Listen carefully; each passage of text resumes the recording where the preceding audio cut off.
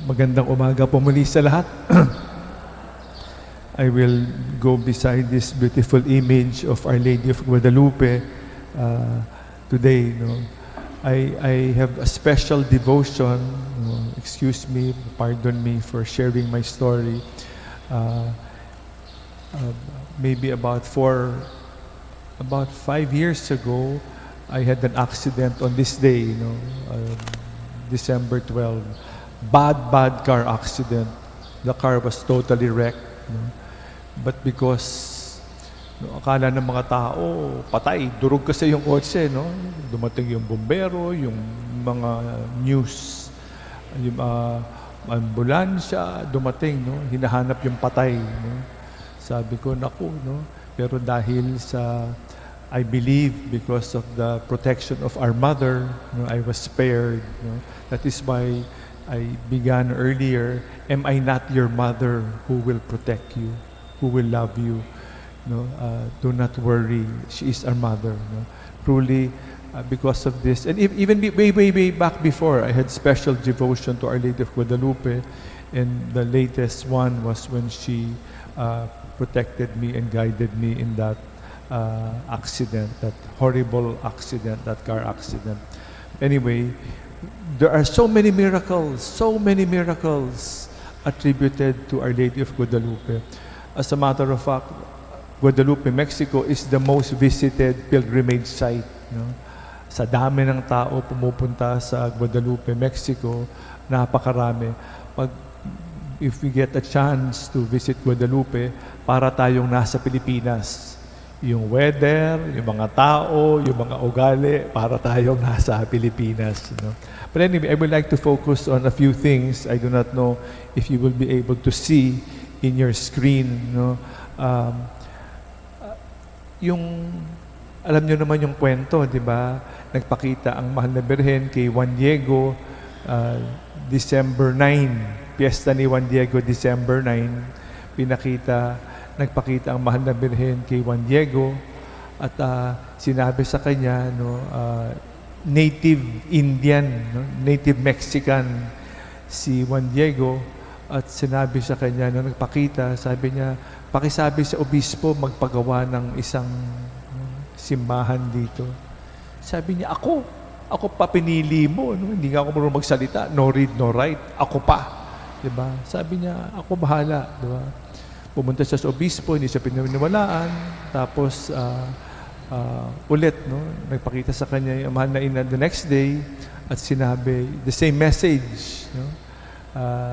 At sabi, bibigyan kita sabi ng obispo, give me a sign. So, so the next day, pumunta si Juan Diego ulit, pero yung kanyang tiyo, si Juan Bernardino, may sakit. Sabi niya, pakitawag mo naman ako ng pare, mamamatay na ako. May appointment si Juan Diego sa Mahal na Ina, di ba? So ginawa niya, in-Indian niya. Hindi siya nagpakita sa Mahal na Ina. Iba yung dinaanan niyang ruta dahil sa request ng kanyang namamatay na tiyo. At nang siya dumaan ng ibang ruta, nagpakita sa kanya Mahal na Ina, sabi niya, oh, Juan Diego, anong ginagawa mo? Bakit nandito ka? Sabi niya, naku, nagsinungaling si Juan Diego. Tapos sabi niya, hindi mo ba alam, yung dila natin ginawa para magsalita ng katotohanan at hindi kasinungalingan. Our tongues was made to speak the truth and not the opposite. Sabi niya, pasensya na dahil yung aking tiyo nga ay namamatay at humihingi ng pare bago mamatay. Sabi niya, yun yung salita, am I not your mother? That is where that phrase came from. Am I not your mother? I am here to protect you. At that very moment, gumaling ang kanyang tiyo at humaba yung buhay. Tapos, humingi ng sign. Remember yung obispo, di ba? Humingi ng sign. Yung obispo na yan, sabi, give me a sign. So sabi ng Ate Manny na, sige, pumunta ka dun sa bundok, kumuha ka ng mga rosas. nilagay niya sa kanyang tilma. Yung tilma ay parang balabal na ganito, di ba? Nilagay niya yung tilma, nilagay niya yung mga rosas dito. Pumunta siya sa obispo, no? At nung pumunta na sa harap ng obispo, sabi niya, nasa na yung sign? Binaba niya yung rosas, ganyan, di ba? At merong larawan ng Our Lady of Guadalupe. No? Ito nga, yan larawan na yan, no? ang nakita. At meron mga rosas, Castilian roses, huge Castilian roses, which does not grow on December. Kasi winter, December 12, di ba? So, imposible. So, nagulat yung obispo. Sabi niya, wow, apat nakita nila yung larawan ng ating mahal na ina. That same image. Imagine that same image, if you get a chance to go to Guadalupe, that same image still stands today. More than 500 years ago. Para siyang pinya, no, pinya cloth, parang barong, di ba yung pinya? Pero it is still intact. It is still intact, that image of Our Lady of Guadalupe. Buong-buo pa hanggang ngayon. If you will go there, you will see it in the center of the altar, that image of Our Lady of Guadalupe. It is intact. It is not made by human hands. The material is not made by any material. The paint is not of human origin. No? Ibang-iba. Yung mata niya, I wish you can see, if you can read, you can Google it and find that beautiful story of Our Lady of Guadalupe.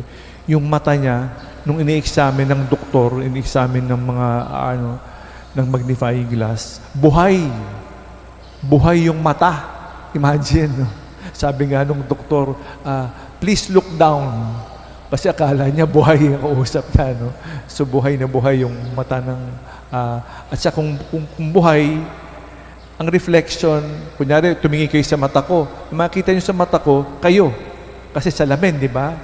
So ang reflection nung mata ng ating mahal na ina, nung nakita to, yung nakaluhod yung obispo, nakaluhod yung mga kasamahan ng obispo, nandoon, no? Buhay na buhay yung mata ng ating mahal na Birhen. So she is patron of those who are ill, di ba? Those who are dying, no? Yung kanyang tiyo, patron of those who are sick. Gumaling yung kanyang tiyo, patron of the unborn. Ang itim na ribbon na ito, ibig sabihin niyan, nagdadalang tao siya. Nagdadalang tao. So she is the patron of the unborn. No? She is patron of mothers, patron of the Mexicans, of course, and the Americas. No? Even our patron, she, aside from the Immaculate Conception, the title given to us of Our Lady to protect us, we are also put under the protection of Our Lady of Guadalupe. That is why it is a very special day for us. We turn to her and make her truly our mother. She is our mother. Make her our mother. We turn to her.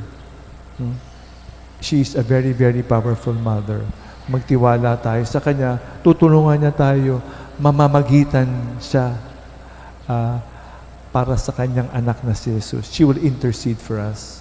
So we thank God for this beautiful feast of Our Lady of Guadalupe, as we thank God for her role in our lives. Our Lady of Guadalupe, pray for us. Saint Anthony of Padua, pray for us.